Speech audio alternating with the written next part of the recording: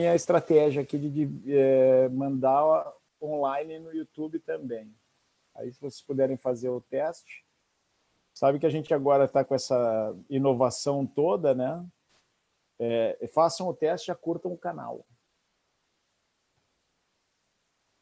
Tá muito tecnológico, hein, Zanetti? Pois é, tu vê, né? Eu não sou nato digital, né? Eu estou aprendendo. Pois é. Não, mas tá te reinventando nessa quarentena, hein? Não esperava mais da tua geração.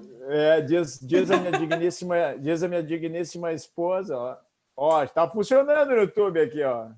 Já tá com a Vamos testar. ali. Já deu até o dia da marmota aqui, fala duas vezes. Tá Diz a minha digníssima esposa, ó, está funcionando o YouTube aqui, ó. Ó, tá passando lá na casa de vocês também. Tudo bom, meu querido amigo Longo? Que satisfação e alegria te rever. Que coisa boa. Deixa eu te tirar o mute aqui. Como é que vai, Longo? Tudo bem? Tudo bem contigo aí? Tudo maravilha. Prazer te rever. Como é que tá, Capão? Tá bem, tá bem. Estamos tentando sobreviver a essa situação toda aí, né? Aliás, todos, né? Isso, todos. Pela primeira vez, todos estamos unidos num grande propósito universal, que é tentar sobreviver. Tá louco. Mas sabe que tem bastante gente vindo para cá, o pessoal saiu de Porto Alegre, está vindo para cá passar os dias aí, né, do resguardo. Então tá bem legal. A praia tá cheia. Pois é, nós temos que ver se o prefeito vai orientar as pessoas não ocuparem, né, as praias de forma indevida, né? Como é que está aí essa situação? Estão permitindo? Aqui nós estamos em grande discussão. Eu participo do GAP Covid, que é o Gabinete de Crise da Covid do nosso Ministério Público, e hoje mesmo a gente teve uma reunião com a praia de Vila Velha, que é com a cidade de Vila Velha, a maior cidade e população aqui do Espírito Santo, e tem praia, né? Então, a gente estava conversando sobre isso, como fazer, como orientar, e eu tenho, assim, eu estou bem convencido, viu, Longo, que o principal é a gente convencer as pessoas a elas mesmas se protegerem, né? Não tem como o Estado, com poder de polícia, sancionar e fiscalizar todos os lugares, a todo tempo e todas as pessoas. O que pode nos proteger nisso é as pessoas terem também uma autocontenção, elas mesmas assumirem a responsabilidade, né? E, claro, o Estado passar uma mensagem clara. Aí nós entramos nos problemas de política no Brasil, né? Que dentro do mesma esfera governamental, um fala para um lado e o outro fala para o outro, né? É verdade. Isso é muito ruim, né? Coitado da polícia, nesse caso, que vai fazer. Pois é, como é que faz para... A polícia vai cumprir uma decisão judicial e diz, mas o teu governador, o teu prefeito disse o contrário. Aqui a gente estava com Shangri-La falando uma coisa, Capão falando outra. Tu ia para a praia, andava 1 metro, podia, outro 2 metros não podia. Então, o que nós estamos fazendo do Ministério Público é reuniões com templos religiosos, reuniões com as prefeituras, reuniões com o governo do Estado, reuniões com os próprios colegas do Ministério Público a tentar criar uma política de unidade dentro dessa atuação. É isso aí. Mas fazia um tempo que nós não nos víamos, hein, Tia? É verdade. Esses são os aspectos bons, né?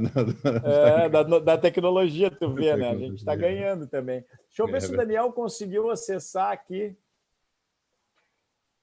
Eu estou achando que o Daniel ainda não conseguiu. Vou dar um socorro aqui. Olha o Arthur entrando também. Isso tudo fica ao vivo no YouTube, essa parte informal aqui, mas eu não comecei a gravar, o que depois nós vamos publicar. Conseguiu entrar o Daniel?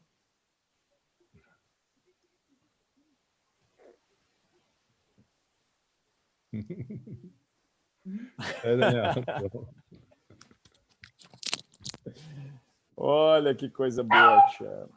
Então, nós estamos quase prontos aí para começar. Hoje eu já consegui aprender alguma coisa, que é transmitir aí o streaming pelo YouTube.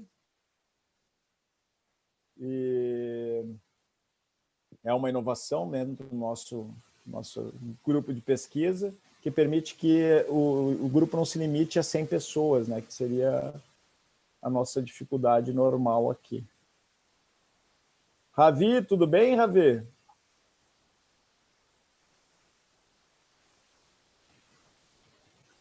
Daniela Peretti, Dávila. Tudo bom? Tudo, como é que tu vai? Tudo bem. E tu? Tudo ótimo. Os gaúchos evadidos. É, depois que inventaram a garrafa térmica, nós nos espalhamos pelo mundo. Isso é boa, Jana. Oi! A diáspora. Tudo bom? Tudo. Cara, mas tá sensacional, hein, cara? Quero te dar os parabéns aqui ao Off Records, né? Depois vou dar também dentro do protocolo, mas sensacional essa iniciativa, cara. Parabéns. Parabéns mesmo. É uma iniciativa que surge da oportunidade do momento que nós estamos vivendo, né? Que é um momento que acaba te permitindo inovar até sem querer, né? Não, cara, mas tem uma boa dose para novidade. Uma boa dose de solidariedade aí, de sacrifício de organizar as coisas, organizar o tempo. Meus parabéns mesmo, meu velho. Valeu, meu amigo. E é bom ver um monte de gente assim, né? Do Brasil inteiro. Dá um aquecimento no peito, né? Agora entrou... Cara, eu acho que nós vamos ter que trocar o nome do Pedro ali. Entrou a professora. Tudo bom? Professora Tereza Arruda Alvim, deixa eu tirar o mute aqui. Tudo bom? Tudo bom, mas eu não estou vendo vocês. Ai, como eu sou ruim nisso, meu Deus do céu. E aí, Didi? Tudo bom, Miti?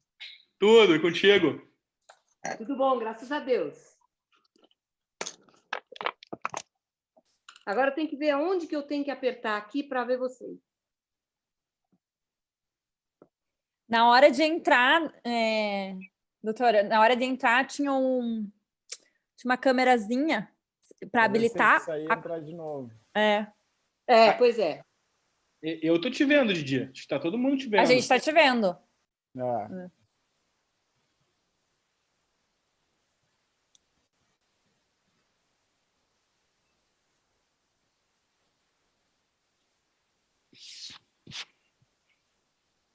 Didi, consertei ali, eu acho que ela saiu, né? Eu acho que saiu. Daqui a pouco ela volta. Bom, já estamos aí dentro do horário, então nós vamos começar. Deixa eu só começar a registrar. Hoje nós vamos ter no grupo Fundamento do Processo Civil Contemporâneo, meu querido amigo, meu irmão de tinta e papel, um dos autores que eu tenho mais alegria de ler, alguém com quem eu tenho dialogado ao longo de todos esses anos de pesquisa. E para nós não é um problema revelar a idade, Daniel. Nós temos aí mais de 24, 25 anos de pesquisa conjuntos, discutindo sempre temas em perspectivas diferentes. Eu acho que isso é uma coisa muito importante. Eu queria começar essa nossa conversa justamente ressaltando isso, né? Nós sempre tivemos essa perspectiva de olhar em profundidade, olhar para a história, e eu sempre tive muita alegria de discutir contigo e privar um pouco desse teu conhecimento profundo sobre a história do direito, a história do direito processual, e olhar para os lados, olhar para as fronteiras, olhar para os limites, olhar para o que vem sendo feito nos outros ordenamentos jurídicos e o que vem sendo pesquisado nos outros países. Essa ideia de direito processual comparado, vertical e horizontal, que tu sempre ressalta e que acaba sendo uma das maneiras da gente refletir de uma metodologia mais ampla a respeito do direito e do processo. E, ao mesmo tempo, tem uma outra característica dessa nossa amizade, dessa nossa parceria acadêmica, que eu gostaria de ressaltar aqui, que todos vão poder constatar logo a seguir quando tu começares a falar, que é o fato de nós nos preocuparmos com teoria do direito. Tem aquela célebre frase de um conhecido processualista italiano, né, que critica o processualismo do parágrafo 2º. Então,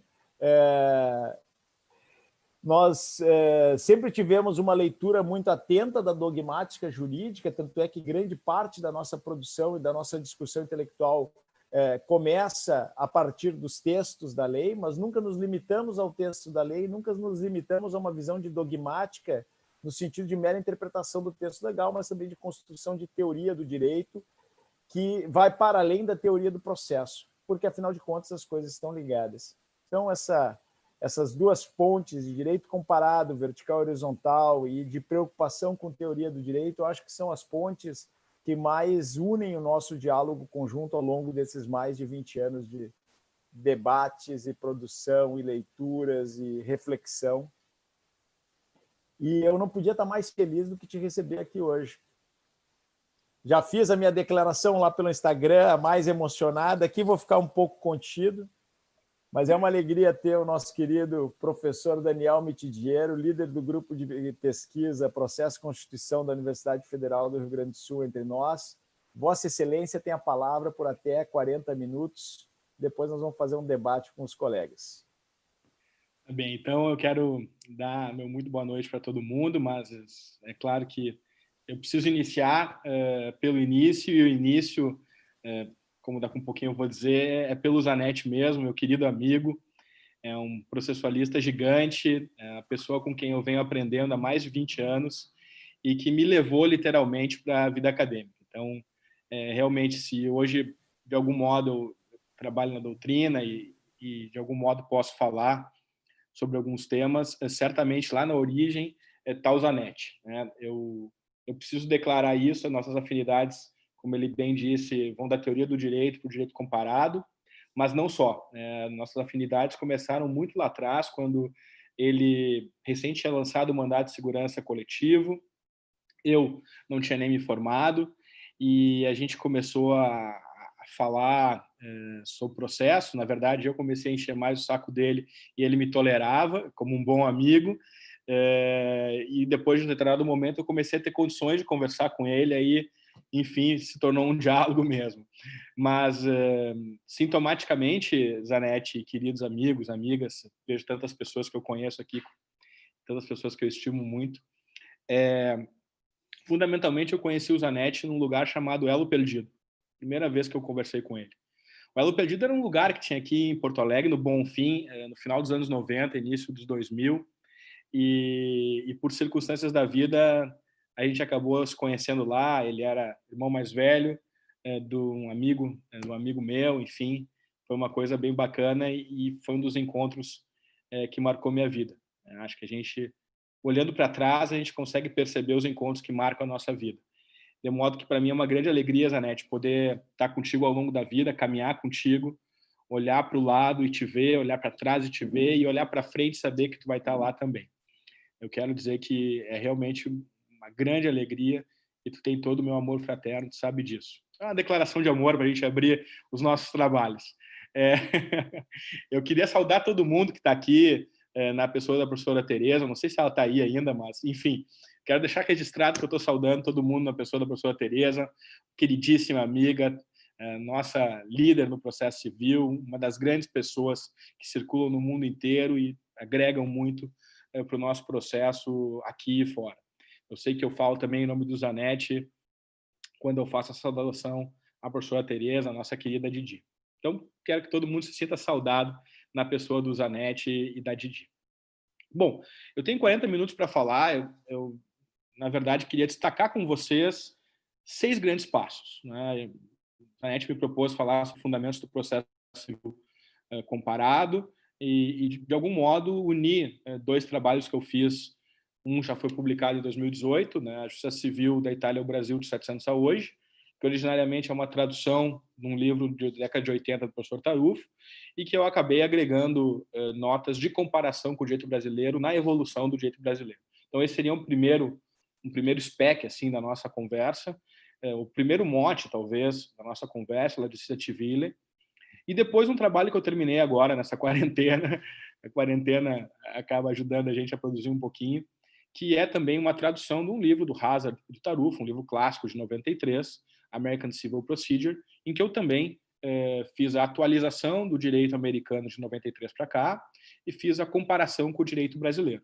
Então, de algum modo, esses 2 projetos são projetos que naturalmente estão muito vinculados, O Zanetti, obviamente, percebeu isso, e aí, então, de algum modo, eu pretendo conectar esses dois projetos.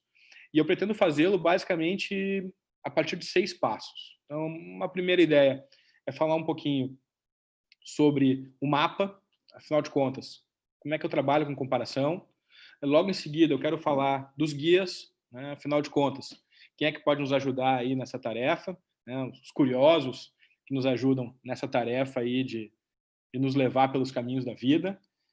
Depois eu quero falar um pouquinho sobre os instrumentos de navegação, né? Afinal de contas, não basta ter a carta, eu tenho que saber para onde é que eu vou colocar, para onde é que a bússola aponta, e eu quero falar um pouquinho sobre conceitos e modelos. Logo em seguida, quero falar um pouquinho do percurso que o direito comparado experimentou, principalmente até o início do século XXI, final do século XX, que é um percurso que vai do velho ao novo mundo, e gostaria ainda de mostrar de que modo esse percurso que está evidenciado no American Civil Procedure acabou dando um resultado bastante conhecido do NIDROI e do American Law Institute, com os princípios e regras do processo civil transnacional. E quero terminar a minha exposição, essa nossa conversa, pelo menos da minha parte, fazendo uma provocação. E agora, né? A aldeia e o mundo, para onde é que a gente vai? O que a gente pode pensar? Quais são os temas de pesquisa? Quais são os locos de pesquisa? Com quem a gente pode conversar no mundo? Bom, então, o Zanetti, de algum modo, já iniciou destacando que, assim, na minha avaliação, o provincianismo não é um bom conselheiro na hora de escrever textos de processo civil, na hora de pensar um projeto de processo civil, na hora de pensar a maneira de estruturar os institutos, de envidar esforços para a pesquisa. Eu acho que ser cosmopolita, né, ser plural como o mundo, é o que me parece que realmente importa para a gente e torna a gente mais rico, ponderado, mais aberto a soluções diferentes. Daí porque a importância do direito comparado. Acho que é bastante evidente isso nos trabalhos do Zanetti e também é evidente nos meus trabalhos. Mas eu queria iniciar dizendo que, bom, de que modo eu vou trabalhar a comparação? Tem um mapa, né? E esse mapa ele nos coloca basicamente diante de 2 exercícios de comparação. O Zanetti já mencionou isso, mas eu faço questão de frisar. A comparação ela pode ser realizada basicamente em 2 direções, né? 2 modos. Ela pode ser uma comparação vertical, que é aquela comparação que olha para o passado, no nosso caso aqui para o passado, olha para baixo. E aí, então, a gente vai procurar outorgar sentido à nossa experiência a partir das coisas que a gente viveu no passado. E nesse sentido, eu poderia inserir nesse filão aí dos meus interesses não só o Justiça Civil da Itália ao Brasil de 2018, mas seguramente eu posso colocar também aqui uma antecipação de tutela de 2013, que tem uma primeira parte conceitual, que é a história do conceito de técnica antecipatória, e posso também colocar aqui, sem dúvida alguma, o meu trabalho sobre precedentes, 2016, que também tem uma parte inicial, que é uma parte histórica, né? Uma parte, então, de comparação, por assim dizer, vertical. E, aliás, nesse trabalho de precedentes, eu falei esses dias para o Zanetti numa banca, mas eu faço questão de frisar agora, e de algum modo tem a ver com os guias, a gente vai se alimentando ao longo da vida, né? O Marinoni escreveu em 2010 o Precedentes Obrigatórios, eu achei que era preciso dar um passo atrás, escrevi em 2013 o meu Corte Supremas, eu vou voltar a ele daqui um pouquinho para exemplificar também a comparação. E o Zanetti me comentou que escreveu o valor vinculante dele também muito por conta dessas preocupações desses livros. E eu escrevi em 2016 o meu Precedentes, depois que eu li o valor vinculante dele, eu também achei que eu tinha, de algum modo, que contribuir com esse debate. Então, a gente vai sempre se apoiando nos amigos, pensando com os amigos e de algum modo, vendo por onde vão os passos, né, para a gente poder caminhar junto, caminhar ao lado e ir adiante. Então, como eu havia falado, acho que o primeiro exercício de comparação é o exercício de comparação, por assim dizer, vertical, é a comparação da história. Eu emprego bastante isso nos meus trabalhos e tenho experimentado um bom feedback. As pessoas, de um modo geral, se sentem atraídas pelos trabalhos quando a gente situa assim numa big picture maior da história. Um segundo modo, um segundo exercício de comparação é aquele que a gente está acostumado a trabalhar, que é a comparação, por assim dizer, horizontal, é o olhar para o lado, como o Zanetti acabou de mencionar. Eu acho que nessa linha aqui do exercício de comparação, do ponto de vista horizontal, a gente pode surpreender dois estilos. Tá? Dois estilos diferentes, e dois estilos que, de algum modo, acabam marcando época também na história do processo civil do século XX. A gente tem um primeiro estilo de comparação horizontal, que era aquela ideia de que a gente compara apenas as coisas semelhantes. Então, a gente compara experiências semelhantes. Então, um processualista italiano, para usar o exemplo, ele vai estar preocupado em fazer uma comparação fundamentalmente com a França e com a Alemanha. Então, são países da tradição romano-canônica. A gente pode até distinguir a tradição germanista de uma outra tradição, mas não vem ao caso agora. É tradição romano-canônica. Então, eu vou comparando aquilo que é parecido, aquilo que é semelhante. No Brasil, a gente encontrou esse viés de comparação de uma maneira muito forte com a vinda do Liebman. O Liebman conhecia bem a história, conhecia bem direito comparado e fazia essa comparação nesse estilo assim do semelhante ao semelhante. E a gente, no entanto, pode fazer um outro tipo de comparação que também me parece que é interessante. A gente pode comparar não propriamente sistemas semelhantes, mas a gente pode comparar os mesmos problemas, mas em sistemas diferentes. Ou sistemas que são, por assim dizer, supostamente muito diferentes. E aí, então, eu tenho um segundo endereço de comparação horizontal, que é um endereço que na Itália, para falar um pouquinho mais da Itália, que na Itália começou a aparecer com o trabalho do Mauro Capelletti, né, e com o trabalho do Vittorio Denti. Então, a Escola de Firenze e a Escola de Pavia. Então, esses dois professores começaram a perceber que não era só o caso de ficar olhando para a França ou para a Alemanha. Na verdade, talvez tivéssemos alguma coisa interessante passando o Canal da Mancha ou passando o oceano. E aí, então, se iniciou aqui um exercício de comparação que envolveu o Common Law. E até tem uma história engraçada, eu vou contar aqui porque essas histórias não estão nos livros, né? Então, é mais curioso a gente ouvir. Quando eu estava estudando em 2013 com o Tarufo em Pavia, ele me contou basicamente o seguinte: olha, Daniel, essa virada aqui do Common Law, ela é uma virada que me pegou por acaso, né? Me pegou por acaso. Mas por que me pegou por acaso, professor? Eu perguntei para ele. Por que pegou por acaso, professor? Não, por uma razão muito simples. Porque quando eu fui estudar com o Denti, no primeiro ano que eu fui estudar com o Denti, foi o primeiro ano em que ele começou a mandar os alunos dele para o Common Law. Foi o primeiro ano que ele olhou para a Inglaterra e não para a Alemanha. O Corrado Ferri, que veio antes de mim, ele foi para a Alemanha e eu fui para a Inglaterra. E isso acabou mudando um pouco a minha perspectiva, diz ele um pouco, a minha perspectiva e os meus interesses. Então, tem um turning point muito claro aí na doutrina do direito comparado, do processo civil comparado, que é quando o pessoal deixa de olhar simplesmente para a tradição romano-canônica. A gente tem que continuar olhando para a tradição romano-canônica, eu não tenho a menor dúvida, mas também acaba olhando para o common law. Depois a gente vai ver um pouquinho mais na frente para onde é que mais que a gente pode olhar. Mas, basicamente, então, me parece que dentro desses dois exercícios de comparação, história e direito comparado, propriamente dito, a gente ainda tem estilos diferentes de comparação no plano horizontal. E eu acho que esses dois estilos, eles, de algum modo, são emblemáticos de um determinado período da história do processo civil. Eu acho que a gente pode muito bem ter como ícone aqui o Liebman, um ícone de comparação de semelhante, e pode ver no Mauro Capelletti e no Vittorio Denti duas experiências de comparatistas que resolvem, então, atravessar o Canal da Mancha e olhar para o Common Law, e aí o resto é história.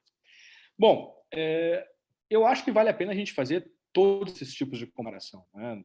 Como eu mencionei, eu costumo usar a história nos meus livros, também costumo usar o direito comparado nos meus livros. Assim, o Colaboração de 2009, ele parte da ideia de comparação horizontal, com, inclusive, uma ferramenta dos modelos, que a gente vai conversar um pouquinho mais para frente, e o Corte Suprema de 2013 é a mesma coisa. Ele tem elementos de comparação horizontal em que eu procuro desenvolver algumas das ideias que eu proponho logo em seguida nesses livros. Os guias, né? Os guias. Bom, os guias podem ser os amigos, os guias podem ser os livros, os professores. Meu interesse no Direito Comparado, ele acabou surgindo das leituras que eu fazia, primeiro do professor Ovidio, depois do professor Carlos Alberto. Depois me chamou muito a atenção o fato do professor Carlos Alberto ser tradutor do professor Mauro Capelletti, e depois, inclusive, o Zanetti se tornou tradutor do Mauro Capelletti. E essas coisas começaram a ecoar na minha cabeça. Acho que não por acaso eu acabei virando tradutor também, e é uma atividade que eu gosto muito de traduzir. E, de certo modo, aquela curiosidade, né, de saber, afinal de contas, eu vou passar a fronteira. Muito bem, vou passar a fronteira. Eu passo a fronteira e começo a perceber que, embora eu possa ter um ambiente cultural diferente, na verdade eu tenho os mesmos problemas. E aí, então a questão é saber se eu vou ficar procurando resolver os meus problemas desde uma perspectiva, por assim dizer, provinciana, ou se eu vou ver como os meus problemas são tratados por outros países que eventualmente já o resolveram, ou pegaram uma ferramenta que não deu certo, e portanto talvez não seja o caso de eu pegar essa mesma ferramenta. No fim, eu acho que quando a gente tira a análise, por assim dizer, das estruturas formais e começa a colocar nos problemas, a gente atravessa a fronteira e percebe que, na verdade, não tem fronteira. Os problemas são os mesmos e a gente precisa resolver os mesmos problemas. A gente tem inspiração e a gente tem guias, né? Eu vi o Direito Comparado assim, sob várias perspectivas, queridos amigos que me ajudaram na minha formação. Lembrei aqui o Ovidio, Carlos Alberto, Zanetti, o Marinoni utiliza muito a comparação também, e eu também fui buscar muita coisa nele. Mas eu acabei me encontrando com um comparatista lá em 2013. Né? E esse comparatista é o professor Michele Tarufo, com quem eu fui estudar. E eu comecei a perceber que muitas coisas que ele escrevia eram oriundas de experiência de direito comparado. E eu fui, inclusive, percebendo que os escritos dele de direito comparado tinham uma ferramenta muito específica, que é a ferramenta dos modelos, que eu já vou voltar logo à frente. Bom, quando a gente conhece alguém, a gente não sabe o que pode acontecer. A gente pode se aproximar, pode se afastar, pode criar laços mais sólidos, enfim, pode passar ao lado. Mas o fato é que eu acabei ficando amigo do professor Tarufo, e a gente começou a ter alguns projetos juntos. Um projeto que eu, por assim dizer, propus a ele, embora não tenha proposto da maneira como foi executado, foi a tradução do Justiça Civil do 700 a hoje, né? Justiça Civil na Itália do 700 a hoje. Que, diga-se de passagem, foi um projeto que o professor Vittorio Denti propôs ao Tarufo. Ele disse, olha, não tem nenhum texto que tenha tratado da história da Justiça Civil italiana moderna, né? Na passagem da Idade Média para a Idade Moderna. Eu acho que tu deveria fazer isso. E eu resolvi, como eu sempre gostei muito de história, eu resolvi, professor, quem sabe eu traduzo esse livro, né? Quem sabe eu posso traduzir esse livro para português, tal. Ele disse, Daniel, esse é um livro da década de 80, um livro que nem na Itália o pessoal tem muito interesse. Quem sabe tu deixa de lado esse livro. Professor, mas eu acho que é um livro interessante, eu acho que é um livro que, inclusive, vai ajudar a ver o desenvolvimento do direito brasileiro.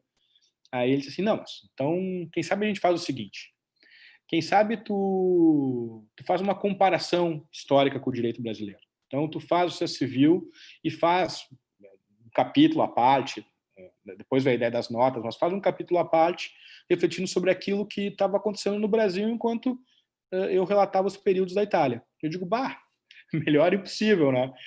Ter um guia como o Tarufo para me levar pelos corredores da história, estou dentro. E eu disse, bom, professor, mas já que nós vamos fazer isso, então vamos atualizar o livro, né? Ele disse, não, conta comigo. O livro parou na década de 80, tem só 20 anos pela frente. Deixa que eu vou escrever mais 2 capítulos para o livro. E aí, então, a edição brasileira ficou uma edição diferente, né? Uma edição, na verdade, que não é só uma simples tradução do Justiça Civil na Itália de 700 a hoje, mas enfim, um efetivo diálogo entre as nossas duas experiências, né? Visto por dois colegas, 2 amigos, em diferentes momentos das suas vidas acadêmicas, mas com o mesmo interesse de procurar compreender a maneira pela qual nós chegamos aqui, quais foram os desvios, desvãos, quais foram os caminhos. E esse livro foi um livro que me deu muito prazer escrever. Essas notas realmente me deram prazer para perceber o quão impactante foi a doutrina italiana para o direito brasileiro. Acho que quando a gente lê o Dinamarca, por exemplo, as Instituições, volume 1, a gente percebe ali claramente toda aquela impostação da doutrina italiana clássica da primeira metade do século XX e percebe também o pulo do gato da segunda metade do século XX. Ele costuma dizer que o processualista da geração dele é um processualista de dois mundos. Eu acho que vários processualistas sentiram isso. Dois mundos, basicamente, porque a gente viveu um período que é um período mais ligado à dogmática e depois um período mais ligado às transformações sociais que a gente precisava, por assim dizer, enfrentar. Depois veio o segundo projeto, né? E esse segundo projeto veio agora, na verdade, ano passado. O Tarufo veio a Porto Alegre junto com o Oteiza, junto com o Jorge Nieva, junto com o Jorge Ferreira Beltrán, e a gente estava conversando. Veio no congresso que o Marco organizou lá na PUC, vieram antes também, vieram no primeiro semestre, e a gente estava conversando. Eu disse: pô, professor, e aquele seu livro sobre o processo americano, eu tenho estudado o processo americano, acho que é um livro interessante e tal. E ele disse: Daniel, esse é um livro que me deu muito prazer, é uma história muito importante da minha vida, esse livro. Só que ele é um livro de 93, cara. Eu acho que é um livro que não tem interesse para o direito brasileiro, assim como ele está. Eu disse: professor, mas eu me predisponho a traduzir, enfim, a gente podia ver algum modo de atualizá-lo, enfim. Claro que eu não ia dizer para ele: professor, eu atualizo, deixa comigo, tudo certo, protocolo é uma coisa importante, né?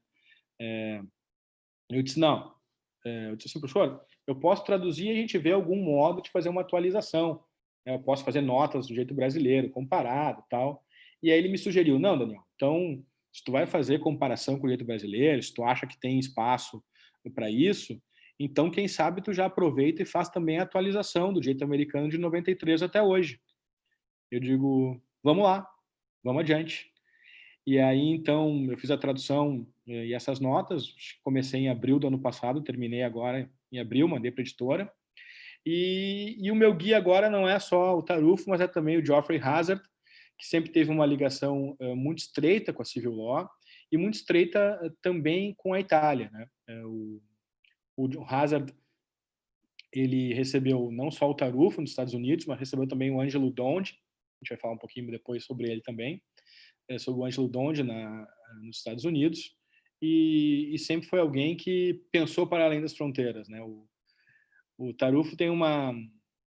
Como isso está escrito e é público, não estou falando mal aqui, né? Nem estou delatando ninguém. Mas o Tarufo tem aquela expressão de que o Geoffrey não era um americano standard, né? O americano standard é o cara que não conhece nenhum outro idioma que não inglês, que não se interessa absolutamente nada por o que não está nos Estados Unidos, e diz que o Geoffrey é exatamente o contrário, porque é uma pessoa com olhos para os lados, olhava para os lados, olhava para frente, falava outros idiomas, enfim. Era um sujeito cosmopolita e um sujeito absolutamente para frente. Então, eu acabei embarcando nesse projeto, Processo Civil Americano, no nome brasileiro vai ficar Justiça Civil dos Estados Unidos ao Brasil, o que me permitiu, por assim dizer, fazer uma segunda viagem, né? Então, agora, não só mais olhar para trás e olhar para o lado, para a Itália, mas também olhar para o direito americano. E no direito brasileiro, como todo mundo sabe, o direito americano teve uma influência fundamental no final do século XIX, né? A República, a Federação, o controle de constitucionalidade, tudo isso aparece na esteira do direito americano. E a primeira vez que eu percebi isso foi com o mandado de segurança coletivo do Zanetti. E depois isso foi lá retomado no processo constitucional, né? Que depois a segunda edição é a constitucionalização do processo, e a terceira edição que ele me prometeu, a gente ainda não sabe o nome, mas ele prometeu para a nossa coleção. E vem de um insight longo lá do professor Galeano Lacerda, né, que passou para o professor Carlos Alberto aquela ideia de que, olha, a gente vive um certo paradoxo, porque a gente tem o direito infraconstitucional, a gente tem o direito civil, processo civil, o direito administrativo, numa matriz lá romano-canônica, muito ligada à França, muito ligada à Itália, ligada à Alemanha, mas a gente tem o direito público, as estruturas do Estado ligadas ao direito americano. E isso, de certo modo, deu um mix aí interessante. Eu acho que o Zanetti trabalhou isso muito bem. O professor Galeno fez uma observação, o professor Carlos Alberto também fez uma observação, mas quem realmente trabalhou isso pela primeira vez foi o Zanetti. E agora, quando eu voltei a escrever sobre esse tema, eu tinha feito um pequeno ensaio sobre isso lá em 2007, mas quando eu voltei a escrever sobre esse tema agora e voltei a ler o Zanetti, a gente começa a ver mais coisas, né? A própria ideia do mandado de segurança, que é obviamente oriundo do habeas corpus, mas também a própria ideia de processos estruturais, que é um tema que o pessoal vem desenvolvendo, está claramente ligado ao direito americano e a maneira pela qual se desenvolveram esses instrumentos de tutela só poderia ter vazão em um processo com a nossa conformação, com uma justiça civil mais ampla, com controle difuso, controles do poder por ações, por assim dizer, do procedimento comum. E me parece que é bastante importante a gente olhar para os Estados Unidos também e olhar para o século XIX no Brasil e acompanhar a maneira pela qual a gente sempre procurou evoluir também com alguns institutos do Common Law. Enfim, tive a sorte, porque eu acho que é importante ter a sorte, de ter encontrado não só lá o Zanetti naquele elo perdido, ter encontrado depois o professor Carlos Alberto, Sorovídio, e depois ter encontrado o Tarufo, e, de certo modo, também ter me conectado com o Hazard. Esse pessoal aí acabou sendo os meus guias por essas veredas do direito comparado. Mas como é que a gente faz comparação? Afinal de contas, o que a gente precisa para fazer comparação? Bom, aqui entra um ponto que me parece absolutamente importante, que é o conceito. O nome não importa. Importa, na verdade, saber o que aquele instituto significa. Afinal de contas, para que serve a apelação? Bom, pegar o exemplo da apelação, né? A apelação tem uma história, vai lá para o direito romano pós-clássico, tem o clássico trabalhador-estano, mas, assim, revisão em totum das decisões. Como é que isso acontece? Isso acontece? Não acontece? Então, quando eu começo a conceituar um instituto do direito brasileiro ou de outro direito, eu deixo o nome de lado, eu pego quais são as características do instituto e a partir daí eu generalizo. Eu faço isso, eu conceituo a fim de poder ter um controle a partir do qual as minhas pesquisas vão se mover.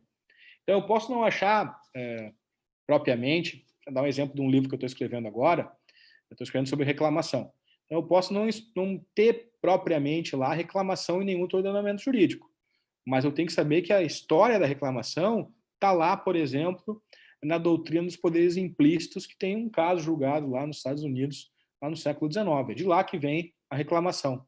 Não tem o Instituto da Reclamação lá nos Estados Unidos, mas tem o fundamento pelo qual eu posso reconduzir a ideia de reclamação de poderes implícitos. Então, primeira coisa é conceituar. O que eu tenho diante de mim? Qual é o problema que eu tenho?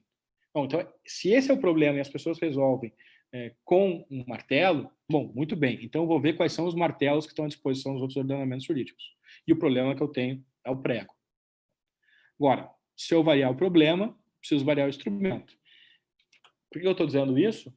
Porque o conceito é uma ferramenta analítica. Ele faz com que a gente não confunda prego e parafuso, martelo e chave de fenda. Então, quanto mais preciso o conceito, quanto mais preciso o problema, maior é o controle que eu tenho a respeito do conhecimento e a maneira pela qual eu vou aplicá-lo para a resolução de determinados problemas. No entanto, muitas vezes trabalhar com um conceito de uma coisa específica pode ser meio pobre. Pode ser que eu não consiga explicar alguma coisa só alçando mão de um conceito e eu preciso expandir um pouquinho mais a minha visão. Eu tenho que olhar aquele objeto no seu contexto, por assim dizer. Ou preciso mostrar que aquele objeto, aquela ideia, ela só se sustenta se nós tivermos vários aspectos. Bom, só o conceito aí não vai adiantar. Aí entra em cena uma nova ferramenta, que é a ferramenta dos modelos. dos tipos ideais. Então, eu vou partir da observação de experiências concretas, vou generalizar essas ideias e, a partir daí, vou criar um modelo. Foi, por exemplo, o que eu fiz no meu Cortes Supremos. Eu vi que tinham cortes de controle e cortes de interpretação.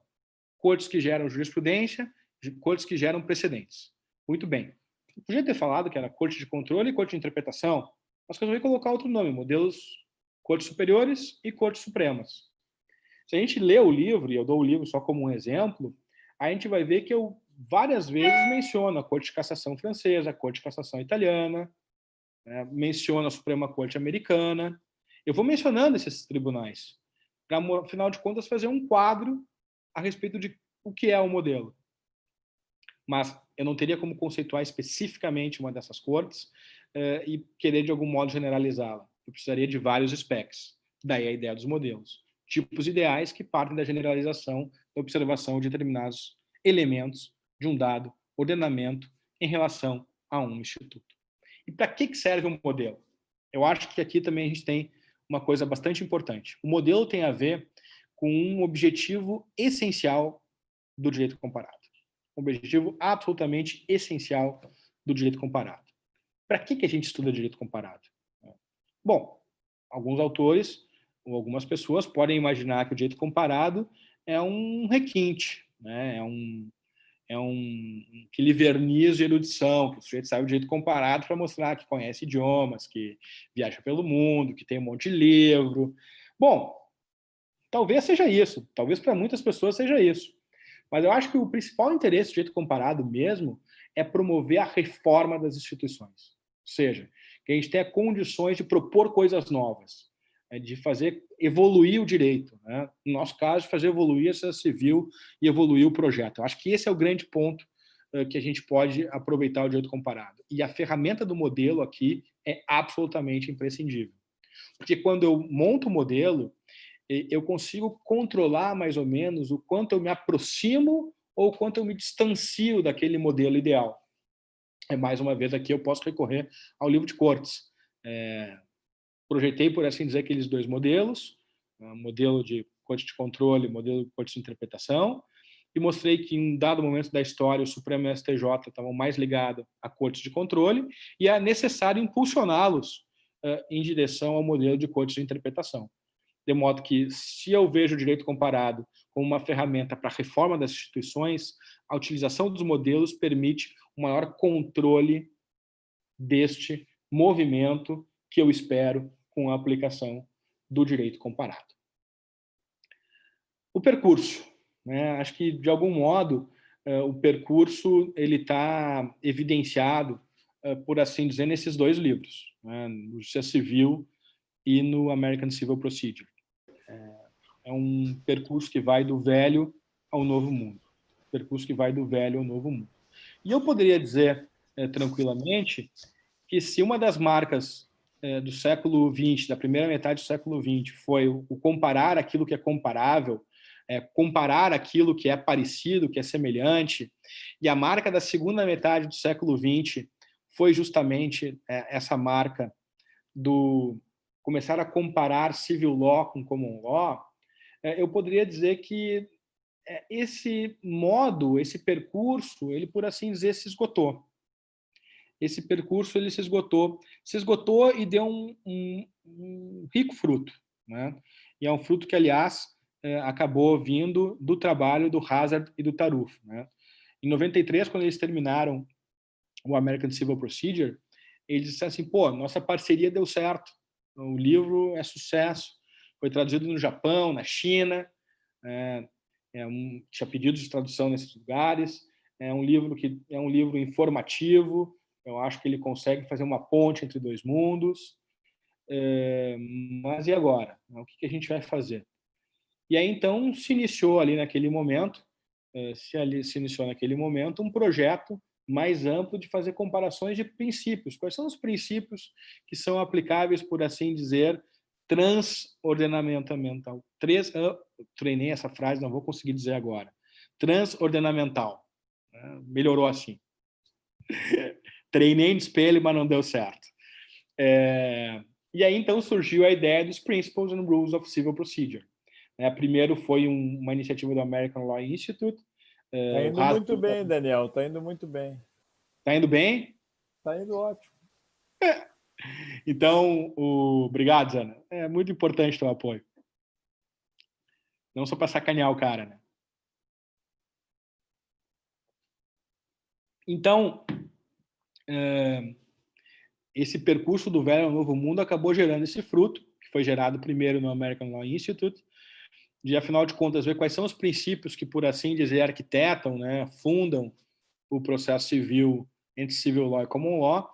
Depois, o UniDroit acabou se associando a essa iniciativa e nós temos hoje esse documento, que é um documento que, na minha avaliação, vira uma página, por assim dizer, na história do processo comparado no mundo, né? E ele é, sem dúvida alguma, um resumo importante desse caminho do velho ao novo mundo, fixado na civil law e no common law.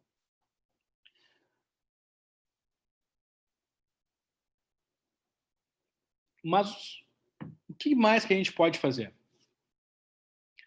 Se é verdade que o século XXI ele inicia, por assim dizer, com esse documento importante de princípios e regras do processo civil, é bem verdade também que esses princípios e regras foram pensados basicamente para a Europa e para os Estados Unidos, né? E o resto do mundo? Como é que a gente vai trabalhar? Bom, começam a aparecer então, trabalhos que vão ter uma perspectiva de comparação que não é simplesmente civil law common law, mas é uma perspectiva global de comparação. Então, a Ásia começa a aparecer, né? A África começa a aparecer, a Euroásia começa a aparecer, a América Latina começa a aparecer. Naquele primeiro momento, contemplando a Ásia, tem um livro organizado pelo Oscar Chase, que é Processo Civil num Contexto Comparado. É um livro clássico, que já dá um primeiro passo para a superação dessa ideia de velho e novo mundo. O livro mais recente que eu tenho notícia de processo civil comparado, que procura trabalhar essa ideia de uma perspectiva global e não só common law, civil law, mas que tem exame da Ásia, da América Latina, aliás, um excelente exame da América Latina, é o livro do Angelo Donde, Vindy Anzanelli e Paulo Comolli. Quem me acompanha pelo Insta eu coloquei hoje esses livros lá. Eu e o Zanetti traduzimos esse livro com alguns amigos e ele já dá uma nova cara de comparação. Já não é mais uma comparação só ligada aos Estados Unidos, né, por excelência, e a civil law. Não, eu tenho um espectro maior de comparação. É a comparação numa perspectiva global. Se a gente for parar para pensar, e aqui vem o que mais, né? Se a gente for parar para pensar, esse approach global é o approach que a gente está trabalhando hoje. Se a gente for olhar os congressos da Associação Internacional de Direito Processual, a gente vai ver que a preocupação é a pluralidade. Colocar a gente em tudo que é lugar do mundo numa sala e vamos trabalhar, vamos discutir os problemas. Vamos ver o que está acontecendo lá na Polônia, na África do Sul, o que está acontecendo na Argentina. Enfim, não vamos só ficar vinculados à discussão civil law common law. A gente ganha mundo, por assim dizer. Um dos locos importantes de discussão desse tema é a IAPL, né, que eu recomendo vivamente que os colegas tenham presente a IAPL. A professora Didi era do presídium da IAPL, o professor Marinoni hoje é do presídium da IAPL, o professor Cabral é do conselho da IAPL. É uma associação que vale realmente muito a pena a gente rastrear o que está fazendo, porque traz essa perspectiva global. E a gente tem o Max Planck, que hoje é um dos grandes, a sede, na verdade, da IAPL hoje está no Max Planck Institute, que é o primeiro Max Planck fora da Alemanha, que é em Luxemburgo. A língua oficial é o inglês, não é o alemão, então também facilita muito. Todos os anos eles estão fazendo Summer School, né, escolas de verão. O Zanetti, inclusive, esse ano ia lá ser professor da Summer School. Acho que foi cancelado, né, Zana? Enfim, e é um dos grandes centros Infelizmente foi. Como 2020 foi cancelado, né? Cancelou 2020. Então, é muito importante ver que essas instituições estão levando adiante aí uma perspectiva global. A professora Tereza também está capitaneando um projeto importante nisso. Enfim, eu acho que tem um bom percurso aí, o processo comparado tem a sua própria história. A gente está olhando aqui da aldeia, mas tem todo mundo para considerar, e esse mundo não é só a Europa, esse mundo não é só os Estados Unidos, na verdade, é um mundo bastante plural.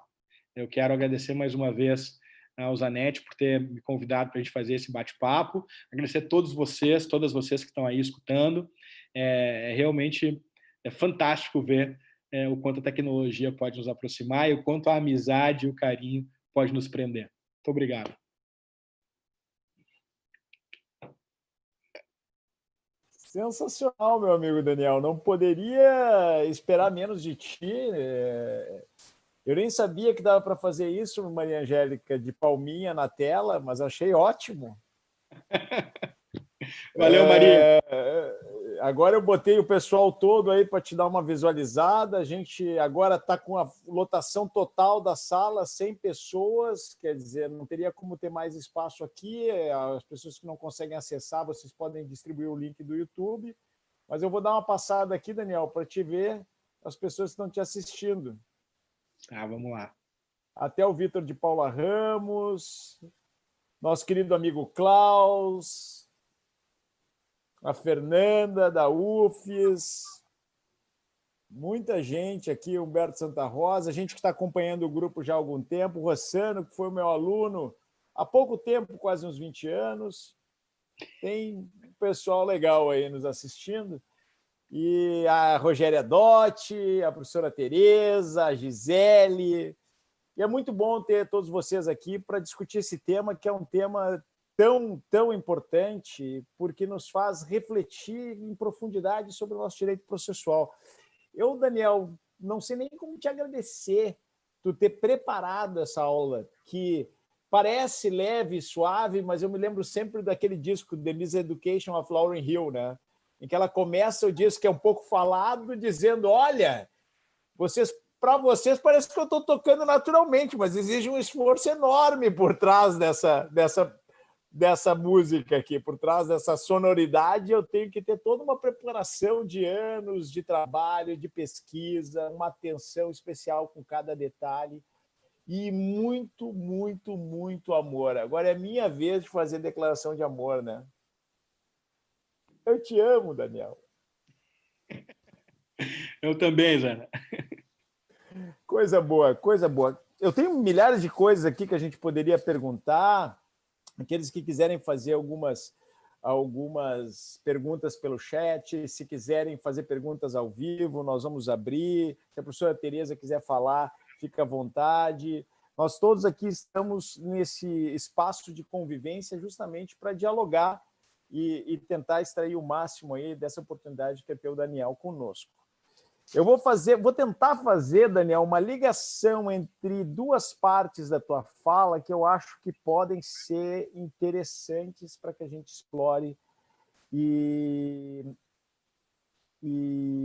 eu gostaria de te ouvir um pouco sobre isso, né?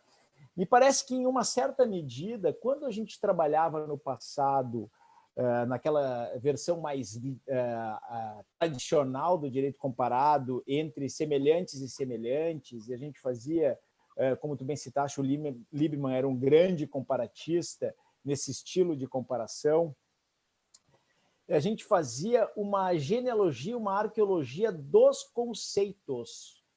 Havia uma preocupação maior com uma genealogia, uma arqueologia dos conceitos. E eram conceitos que eram estudados nessa perspectiva em profundidade, mas sempre dentro dessa lógica semelhantes e semelhantes. Aí, a partir de um momento, quando a gente tem Vittorio Denti, tem Mauro Capelletti, depois Michele Tarufo e grandes comparatistas dentro do direito processual civil continental começaram a expandir os horizontes para uma perspectiva mais de análise desse confronto entre dois grandes icebergs, as duas grandes tradições, a tradição de civil law, a tradição de common law, nesse primeiro momento, né? E depois, como tu bem colocou, com pluralismo, né? uma ideia que nós agora estamos desenvolvendo uma ampliação ainda maior dessa comparação de tradições, nós passamos a usar mais a lógica dos modelos. O que eu queria te perguntar é se tu consegue visualizar se nessa segunda fase, ou terceira fase que nós estaríamos agora, que é uma fase mais pluralista, nós conseguiríamos refinar esses instrumentos de comparação para, a partir da ideia de identificação do tertium comparationes, né, que é uma expressão que os comparatistas utilizam, o Mauro Capelletti usava muito, que é justamente localizar o problema que está sendo comparado e não o instituto, porque os institutos mudam, mas os problemas são muito próximos. Se nós poderíamos fazer uma passagem para, dentro de projetos internacionais de comparação, dentro de aproximação entre colegas, tentar identificar institutos e conceitos que possam ser universalizáveis. Se nós conseguirmos fazer uma passagem de retorno, eu diria, até porque isso facilita a densificação de soluções para conceitos que sejam universalizáveis. E eu vou te dar um exemplo para tornar um pouco mais concreto, porque eu acho que a pergunta acabou sendo muito ampla, né? O caso dos precedentes. Nós dois sabemos que para se estudar precedentes precisa se estudar a teoria do direito. E nós dois sabemos que para se estudar precedentes precisa se estudar uma teoria dos precedentes, que parte de conceitos comuns. Então, queria te fazer essa pergunta, já te dando mais uma vez, com muita alegria, os parabéns por essa brilhante aula que vai ficar para a história. Eu já estou até pensando em mandar degravar e fazer um texto para ti. Grande, Zana. Cara, excelente observação. Cara, a gente tem um problema aí, né? Bom, vamos lá. Vamos pegar uma ciência que é uma ciência, um ramo do direito que é parecido com o nosso, né? Teoria do direito, né? Pô, o pessoal começou a estudar teoria do direito, cara, no início do século XIX. A ideia de teoria do direito, como teoria geral do direito, ao que consta, o primeiro cara que resolveu colocar isso nesses termos foi o Bentham. O grande Bentham, parceria firme. E o processo civil começa lá no final do século XIX, né?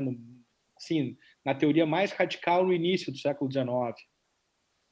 Que bom que tu falou do Bentham, né? Eu tô com a xícara que nós compramos lá em Londres quando a gente visitou. Verdade. Bentham, Pô, a minha não tá aqui, cara. A minha tá lá na firma. Pô, eu pensei em combinar contigo isso, mas não deu tempo. Pô, não deu, né? Paciência. Mas, enfim, cara, o fato é que esse projeto de conceitualização à la universal, o Fred não está aí, né? O Fred não está nos escutando. Mas mas o Antônio tá, fez até pergunta para ti. O Cabral tá. Está para fiscalizar aí, então, Então, eu vou aproveitar e vou dizer o seguinte. Um salve aí para o Cabralino.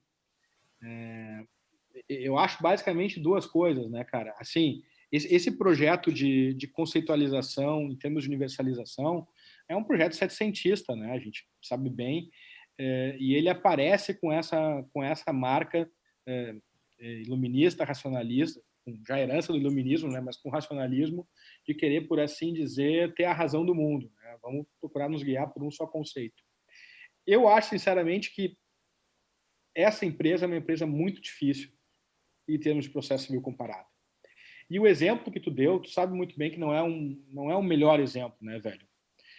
Por quê? Porque o tema do precedente não é um tema de processualista, né? É um tema de teórico do direito, é um tema de teoria do direito. Não tem absolutamente nada a ver com processualistas.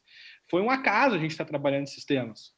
Tudo bem, distinção, a gente poderia trabalhar na perspectiva da fundamentação, superação também, perspectiva da fundamentação, distinções na perspectiva do contraditório. Não, tá tudo certo. Eu acho que é um tema que se presta a esse tipo de teorização. Agora, seguramente não é um tema de processo.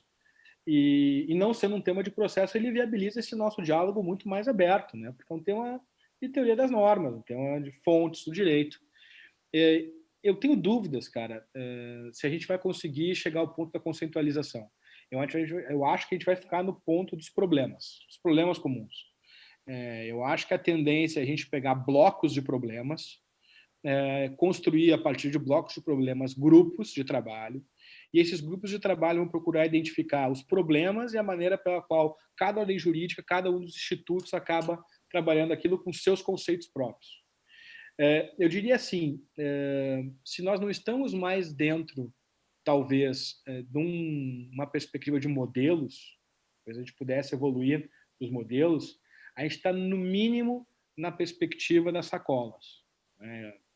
Qual é a diferença? A diferença das sacolas é que eu vou colocar todos os problemas aqui dentro, vou carregar pelo mundo e, a partir daí, vou ver como é que esses problemas são tratados e como é que eu posso construir as soluções comuns, sem uma aspiração à uniformização conceitual.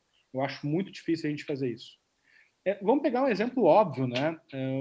O problema do recurso extraordinário, que é um tema que a gente trabalha, a gente gosta e está na pauta do dia, estava na ordem do dia, pelo menos antes da pandemia, né?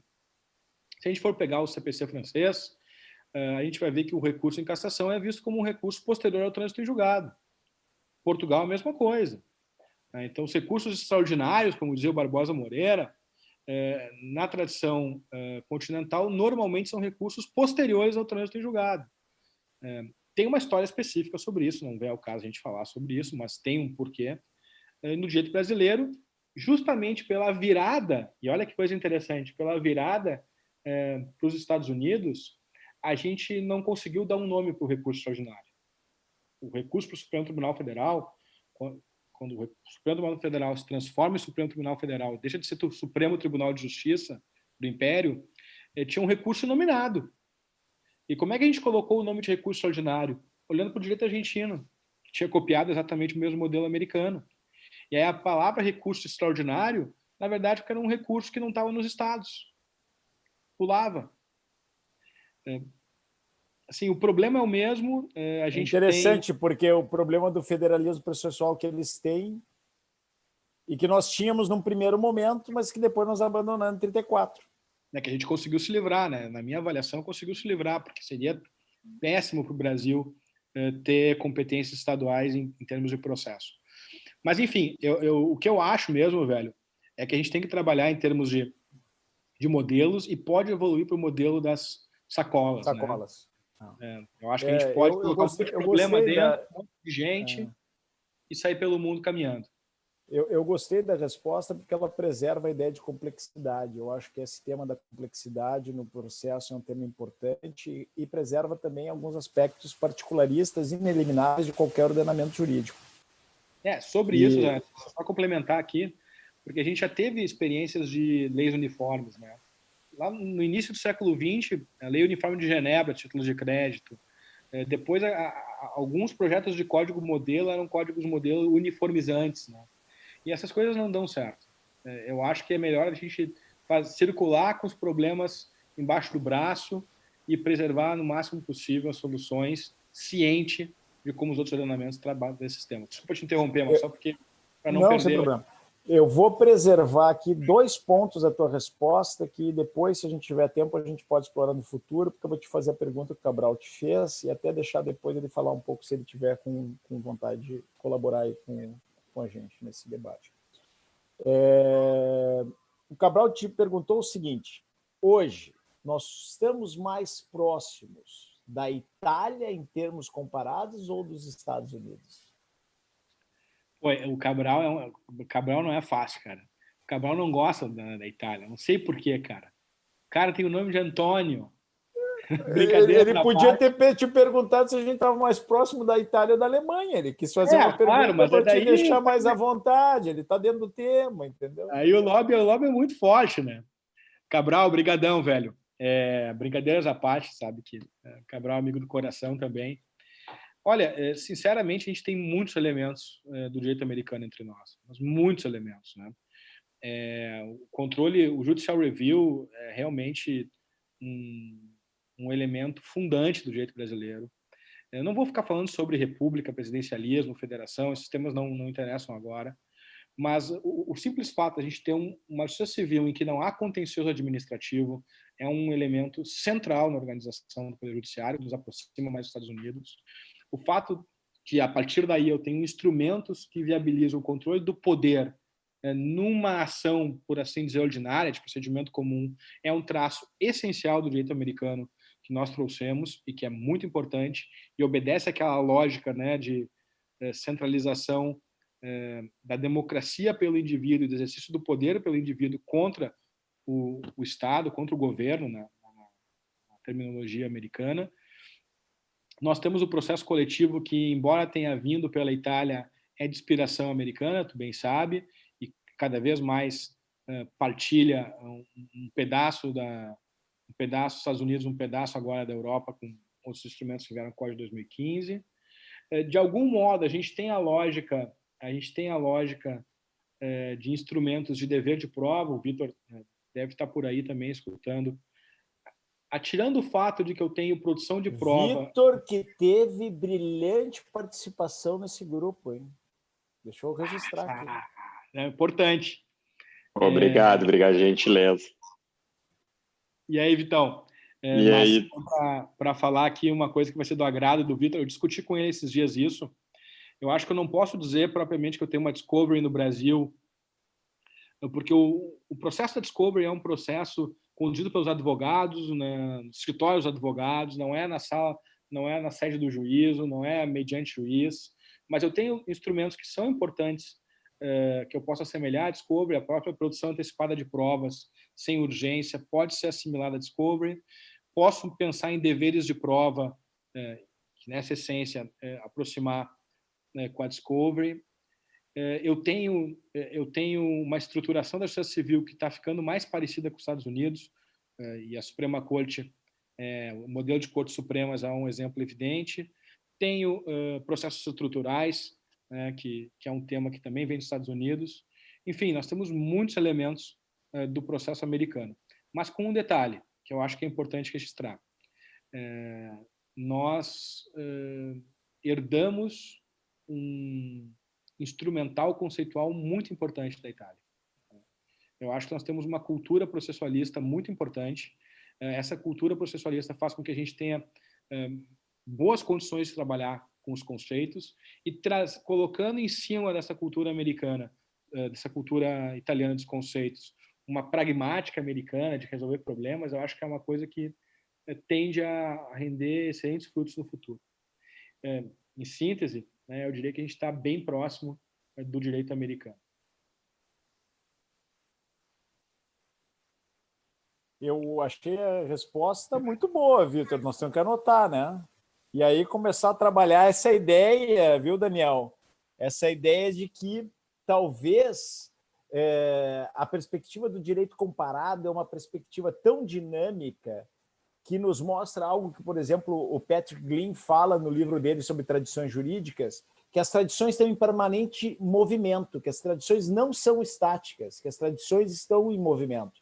Então, a interpretação que nós vamos dar hoje para os institutos do Código de Processo Civil de 2015, que é um código flexível, aberto, plástico, ela pode se aproximar mais da tradição de common law ou tentar resolver, a partir das soluções dadas pelo common law, problemas que nós temos também no Brasil, tentando extrair do texto legal conexões que permitam a aplicação desses institutos, porque nós precisamos da base normativa, né? Então, acho que realmente, em alguns pontos, a gente até tende a resistir um pouco mais no início, mas quando a gente começa a perceber as soluções que vão sendo construídas, que elas começam a se encaixar e começam a fazer sentido para os problemas que verdadeiramente existem, talvez a gente possa dar esse passo. Eu falo isso porque um pouco a gente fez isso com o processo coletivo. A gente foi construindo soluções e melhorando o sistema e a gente continua fazendo isso, aprimorando o modelo de processo coletivo brasileiro a partir da experiência norte-americana. Ainda que nós tenhamos, como tu mesmo colocaste muito bem, feito uma aprendizagem do processo americano a partir da tradução feita pelos italianos. E tem um ponto também, né, Zanetti? A gente pode exemplificar aqui muito facilmente isso que acabaste de mencionar, que é fundamental, né? A gente tem textos, né? E o sistema também é um sistema em construção. Vamos pegar o exemplo do precedente. A professora Tereza foi estudar na Inglaterra, né? Quando ela vai trabalhar com a comissão, quando ela vai escrever sobre o tema, ela vai olhar para a Inglaterra, é evidente. Não tem como ser diferente. E aí tu tem um spec do common law. Vamos pegar um outro exemplo, vamos pegar o Marinoni agora, coisa julgada sobre questão. Pô, é um tema que ele está trabalhando na perspectiva do collateral estoppel, né? E na perspectiva americana. Foi estudar lá, foi desenvolver esse tema. Vamos pegar um outro tema, um tema que vem despertando a atenção, até o Fred escreveu um ótimo livro esses dias sobre isso, que é da cooperação entre juízes, né? A gente pode interpretar essa cooperação entre juízes a partir da ideia do multidistrict litigation, né? Do direito americano, e inclusive coletivizar aí prova sobre o tema. Tu vê, então a gente vai buscando essas experiências e vai aproximando os institutos, né? Aproximando as tradições. Eu acho que no fundo é aquela ideia, né? A gente cruza a linha e aí percebe que a linha não existe, né? Os problemas são os mesmos, as soluções estão lá e a gente tem que ter suficientemente aberto para poder aproveitar, né, o que o mundo pode nos oferecer. E só para aproveitar o gancho, quando tu falaste do American Civil Procedure, do Hazard que tu traduziu, o Hazard Tarufo que tu traduziu, tu fez um post e até me marcou para me chamar a atenção do fato de que eles trabalhavam com essa ideia da flexibilização do procedimento como uma evolução do procedimento. Se tu pudesse falar um pouco sobre isso, eu acho que seria perfeito para esse momento da nossa Cara, conversa. isso foi um negócio legal, na verdade.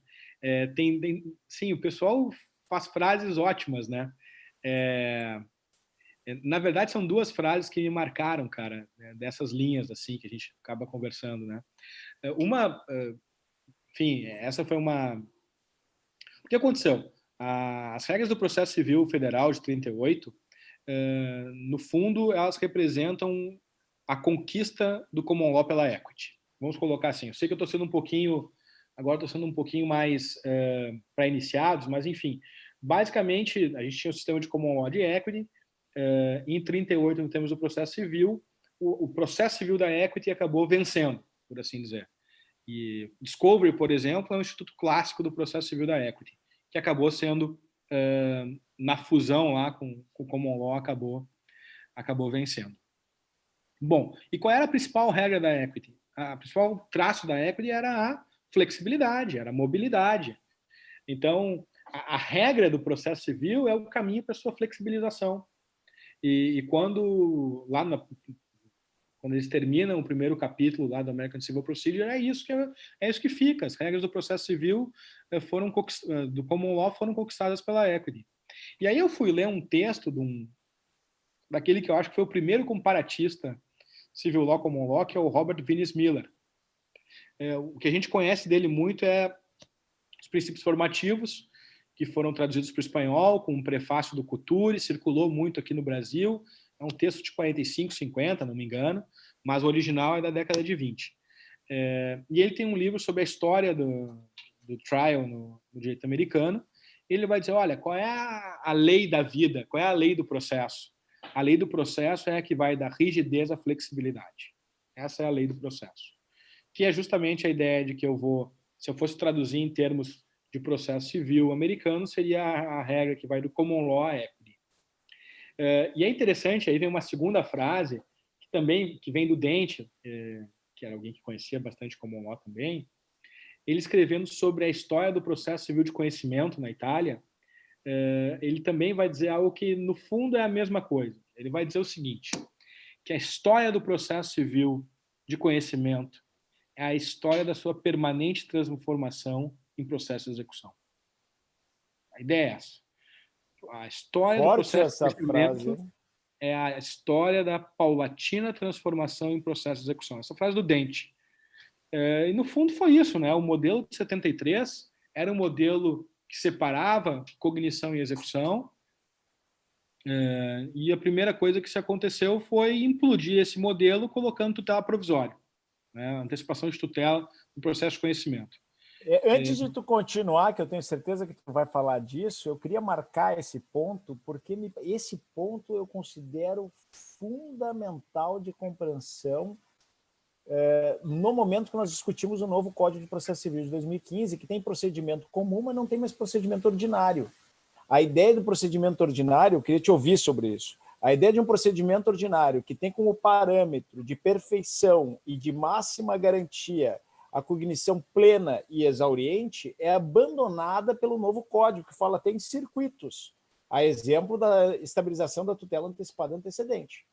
Então, agora tu vai continuar esse teu raciocínio, tu vai continuar falando exatamente desse problema, mas eu queria um pouco que tu trabalhasse isso, porque isso ainda é muito importante no direito comparado, e existem grandes escolas que ainda tratam essa questão das garantias processuais como dogmas inafastáveis, com a premissa de que o melhor modelo de processo é aquele de cognição plena e exauriente. E eu acho que isso desfoca o objetivo do processo. Mas eu queria te ouvir um pouco sobre isso, na continuidade do teu raciocínio. Não, mas é isso aí, cara. Perfeito. Então, a gente tinha lá em 73 processo de conhecimento, processo de execução, processo cautelar, a distinção entre conhecimento e execução era funcional, a distinção entre conhecimento e execução de um lado e cautelar de outro era estrutural, né? E quando vem as reformas, a gente tem tudo isso ao chão, né? A gente tem antecipação de tutela no processo de conhecimento, então eu tenho execução e provisoriedade. Logo em seguida, eu tenho introdução de elementos de execução no processo de conhecimento. E aí, não por acaso, o Código de 2015 vem com a ideia de procedimento comum. Eu acho que tu notou muito bem essa ideia. Não é procedimento ordinário, né? No processo de ideologia, o professor Ovídio dizia muito, olha, a ordinarização, né? A ordinarização não é nada mais, nada menos que seguir a ordem, entre aspas, natural, né? O natural aqui, entre aspas, naturalmente, que é começar com a postulação, organiza o processo, produz a prova e decide. Isso é o ordinário, né? Isso é o que normalmente acontece. Essa é a ordinariedade. O que nós temos, na verdade, é um procedimento comum, um procedimento que serve para a tutela de todos os direitos, à exceção daqueles explicitamente mencionados. E é um procedimento em que eu tenho várias técnicas processuais que permitem o quê? Permitem maior maleabilidade no tratamento dos direitos. E eu acho que é justamente essa sacada, né? Eu posso ter módulo de cognição sumária, autônomo, interinal, eu posso ter técnicas executivas subrogatórias, posso ter técnicas executivas abertas, enfim, eu tenho todo um procedimento que vai, por assim dizer, demonstrar uma maior flexibilidade no trato das questões processuais. E eu não tenho dúvida que esse é o caminho pelo qual a gente tem que ir. A gente tem que pensar em termos de módulos procedimentais e ver de que modo eles podem se encaixar para melhor tutelar os direitos. Claro. E falar das passarelas, né? Como outro livro brilhante, o livro brilhante que tu traduziu das lições do Cadier em Porto Alegre, que tu falava das passarelas procedimentais, que o Cadier falava e tu traduziu como passarelas procedimentais. É isso aí, exatamente isso. Traduzir com o pessoal. Mas é isso aí, né?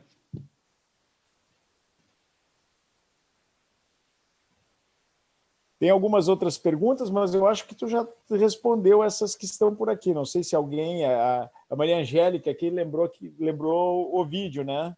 Os guias, né? Os guias. Os professores os ombros sobre os quais tu te levantas, Daniel.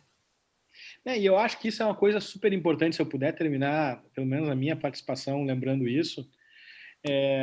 Eu acho que a gente vai encontrando pessoas pelo caminho, a gente vai se alimentando, com essas pessoas, as pessoas também vão se alimentando com a gente vai indo, né? E eu acho que é muito legal a gente lembrar disso, né? A gente vai olhando para trás, olhando para os lados, ver que o pessoal vai chegando, e eu acho que a gente tem que ver tudo isso como uma troca muito importante na nossa vida, né? E importantes pelas razões certas. E quais são as razões certas, a meu juízo? Que a gente estuda direito, a gente estuda direito comparado, a gente procura soluções. Não é assim para regozijo próprio, ou para ter um cercadinho de pessoas que podem eventualmente nos aplaudir. Eu acho que quem pensa no direito assim, sinceramente, está fazendo coisas erradas.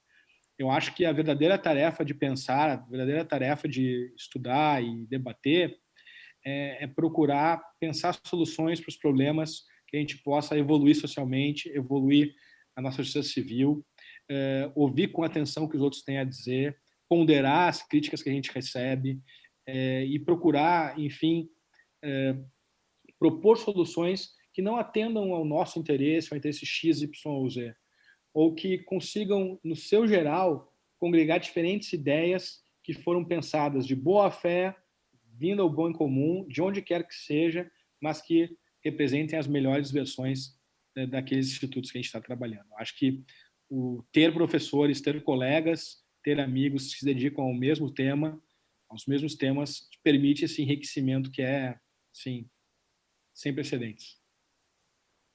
Sem precedentes.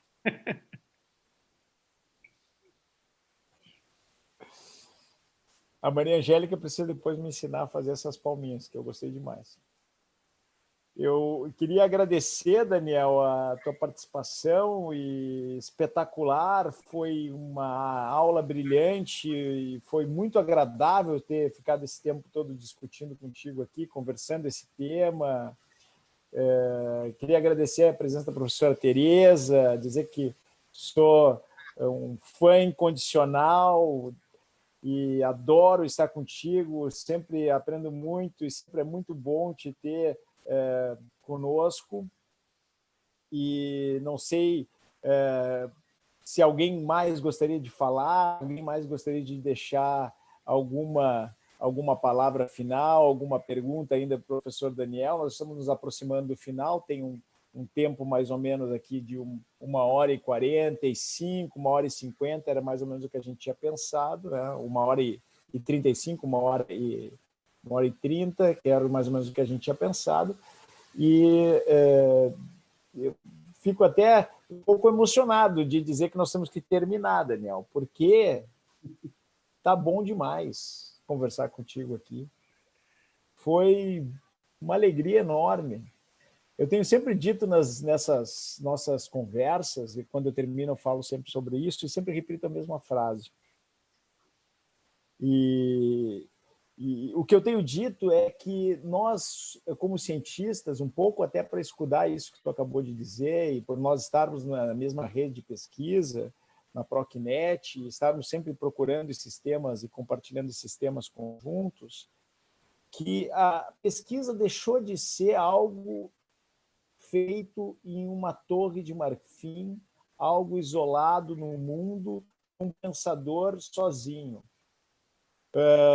Tu formou muitas pessoas, a professora Tereza também formou muitas pessoas, e isso foi gerando um espaço, um ambiente de pesquisa no Brasil em direito processual e uma maturidade da nossa área do conhecimento que nós temos visto pode repercutir mais e mais para a melhoria da nossa sociedade, para a melhoria do nosso convívio, para a melhoria das nossas instituições e também para que nós possamos mostrar que o Brasil tem valores, que esses valores existem e que nós podemos encontrar saídas para problemas tão sérios como são os problemas que nós vivemos no nosso país. E o que eu tenho dito é que a ciência mesmo, de verdade, aquela que pode chegar a atingir esse nível de mudança, é aquela que se faz de maneira compartilhada. E eu termino com uma frase que tu já conhece, porque eu já te disse. Somos como anjos de uma asa somente, e só podemos voar quando estamos abraçados. Muito obrigado, professor Daniel Mitidiero. Foi uma alegria te ter conosco. Amanhã pela manhã nós vamos ter um outro amigo nosso aqui, o professor Fred Didier, e espero que a gente possa te ter aqui mais vezes e conversar mais vezes contigo. Uma alegria, meu velho. Conta comigo sempre. Um beijão para todo mundo. Beijão, meu velho. Até mais. Até a próxima. Valeu.